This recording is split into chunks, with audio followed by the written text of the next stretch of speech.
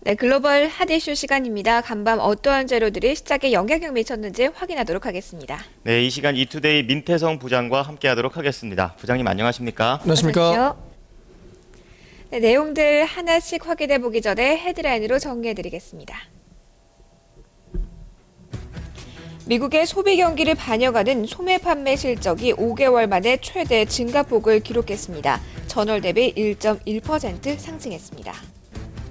미국의 재정 적자가 12% 감소했습니다. 전년 대비 두 자릿수 이상 줄었다는 점이 시장에 긍정적으로 작용했습니다.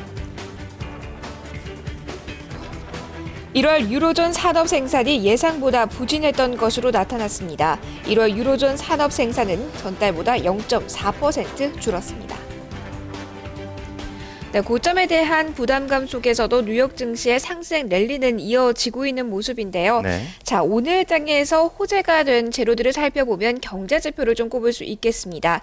미국의 소비 심리가 예상보다 호전된 것으로 나타났는데요. 이 소매 판매 어떻게 나왔는지부터 정리해 주시죠. 네, 오늘 주요 지표 결과는 전반적으로 좋았습니다. 특히 미국의 소비 심리가 개선되고 있다는 낙관론이 힘을 얻으면서 증시에도 긍정적인 영향을 미쳤습니다. 상무부가 2월 소매 판매를 공개했습니다. 전월 대비 1.1% 증가한 것으로 집계가 됐습니다. 월간의 0.5% 증가를 점쳤는데 예상보다 2배 이상의 증가폭을 기록한 셈이 됐습니다. 전월 소매 판매 역시 0.1% 증가해서 0.2% 증가로 상향 조정됐고요. 분별로는 자동차와 휘발유를 제외한 소매 판매가 0.4% 증가해서 역시 예상치 0.2%에 비해 2배 정도의 증가폭을 기록했습니다. 네, 이 회복의 배경에는 이 고용시장 개선과 부동산 시장의 회복이 있었다고요? 네, 그렇습니다. 최근에 미국 경제의 가장 큰 개선점으로 볼 수가 있겠죠. 고용시장과 부동산 시장이 소비 심리에도 큰 영향을 미치고 있는 것으로 평가가 되고 있습니다. 분배를 살펴볼 때 13개 하위 부문 중 8개 부문의 판매가 일단 증가한 것으로 나타났고요. 자동차 판매 매출 역시 1.1% 증가한 것으로 집계됐는데요. 전문가들은 고용시장과 부동산 시장이 개선되고 있다는 점, 또 증시가 최근에 화랑을 보였다는 점이 소비 심리에 긍정적인 영향을 미치고 있다고 평가하고 있습니다. 아메리프라이스 파이낸셜은 급여세 인상과 휘발유 가격 상승에도 소비 심리가 개선되고 있는 것은 고용시장의 화랑이 주요했다고 평가하게 됐습니다. 네, 소매 판매 좋았고요. 이 밖의 지표를 보면 기업 재고가 있었습니다. 기업 심리 역시 개선되고 있는 것으로 나타났는데 기업 재고 역시 증가세를 기록했죠. 네, 소비 심리와 함께 기업들의 경제 전망 역시 밝은 것으로 평가가 되고 있습니다. 역시 상무부가 공개한 1월 기업 재고는 전월 대비 1% 증가한 것으로 밝혀졌습니다. 월간의 0.5% 증가를 점쳤는데요. 예상보다 2배 정도 증가폭이 컸었고요. 이는 2011년 5월 이후에 최대폭의 증가세가 되겠습니다. 기업들의 수요 증가를 점치고 재고를 늘리고 있다고 전문가들은 평가하고 있는 상황인데요. UBS는 수요가 살아나고 있다는 기대로 기업들이 재고를 확보하고 있다고 밝혔습니다.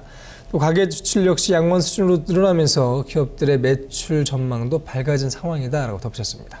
네, 그리고 이것 말고도 이 미국의 재정 적자가 또 크게 줄어든 점도 좀 긍정적으로 작용을 했죠. 네, 미국 정부와 의회가 재정 적자 감축을 위해서 예산안에 대한 갈등이 좀 좁혀지지 않고 있습니다만 재정 적자 자체는 줄어든 것으로 밝혀졌습니다. 재무부는 2월 재정 수지 적자가 2,035억 3,900만 달러를 기록했다라고 발표했습니다. 전년 동기에 비한다면 12.1% 줄어든 셈이 되겠고요. 같은 기간 세수는 1,228억 1,500만 달러를 기록했고 지출은 3,263억 5,400만 달러를 기록했다라고 재무부는 밝혔습니다. 국방비가 전체 지출의 14%를 차지했고요. 메디케어가 12.4%, 사회보장 비용은 20.7%를 차지했다라고 재무부는 설명했습니다. 네, 전반적으로 미국 쪽의 지표는 호조세를 띄었습니다. 네. 하지만 유로존 경제에 대해서는 비관적인 목소리가 힘을 얻고 있는데요. 산업 생산이 부진하게 발표가 됐네요. 네, 오늘 EU 통계청인 유로스타트가 1월 유로존의 산업 생산을 발표했습니다. 전월 대비 0.4% 감소한 것으로 나타나는데요. 예상치가 0.1% 감소였는데 예상보다 감소폭이 상당히 컸습니다. 지난해 12월 산업 생산 증가율은 0.9%로 상향 조정됐는데 분별로는 내구 소비재 생산이 1.4% 줄었고요. 자본재가 1.2%, 에너지 또한 1% 감소한 것으로 집계가 됐습니다. 이 보면은 거의 이제 모든 국가들의 제조업이 위축이 된 모습인데요. 독일과 프랑스도 예외가 될 수는 없었다고요.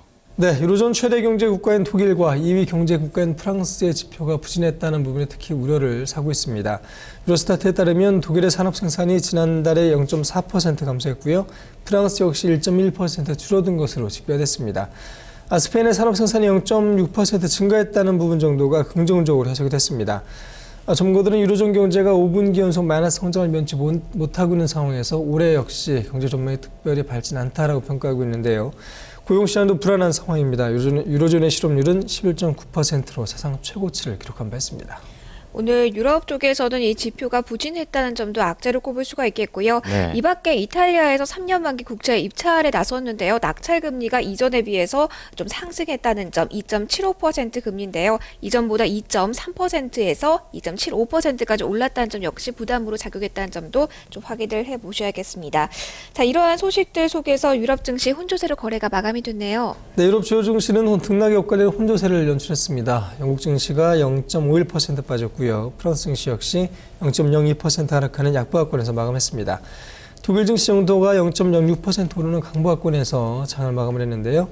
종목별로는 프루덴셜이 9% 올랐습니다. 실적이 개선됐고 배당금을 올리겠다라고 발표한 것이 호재가 됐습니다. 은행주의 흐름 역시 전반적으로 좋았는데요. 로이즈뱅킹이 1.5%, 바클레이스가 0.49% 올랐습니다.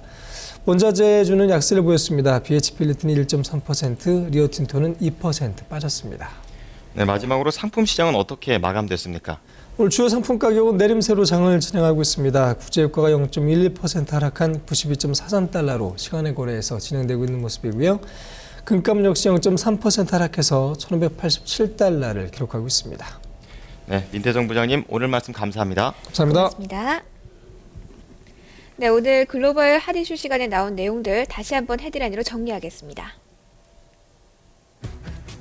미국의 지난 1월 소매 판매가 5개월 내 최대 폭인 전월 대비 1.1% 상승했습니다. 앞선 전문가들의 평균 예상치인 0.5%의 2배를 웃도는 수준입니다. 미국의 재정 적자가 12% 감소했습니다. 2월 재정 수지는 2,035억 3,900만 달러 적자로 전년 대비 두 자릿수 이상 줄었다는 점이 시장에 긍정적으로 작용했습니다. 유로존의 올 1월 산업 생산이 예상외로 부진했습니다. 전달보다 0.4% 줄었는데요. 1분기 유로존의 경기 침체가 더 가속화될 것이라는 우려감이 고조되고 있습니다.